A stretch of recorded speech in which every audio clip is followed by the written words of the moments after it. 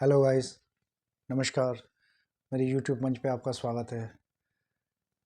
Guys, ठंड का मौसम चल रहा है। ठंड के मौसम में कई बार हमें खांसी, सर्दी, जुखाम इत्यादि हो जाता है।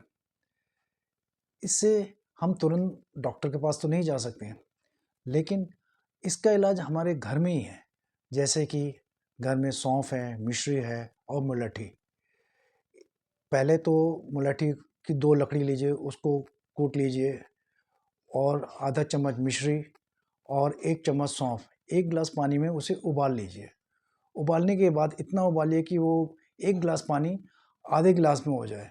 आधे गिलास में जब पानी हो जाए, आप उस उबले हुए पानी को छान के सिप-सिप करके आप पीजिए और देखिए तुरंत के तुरंत आपको खाँसी, सर्दी और गले की खराश से छुटकारा मिलेगा। दोस्तों, अगर ये मेरी टिप्स, ये मेरी रेमेडी आपको पसंद आई हो, तो इस वीडियो को लाइक और शेयर ज़रूर कीजिए। धन्यवाद।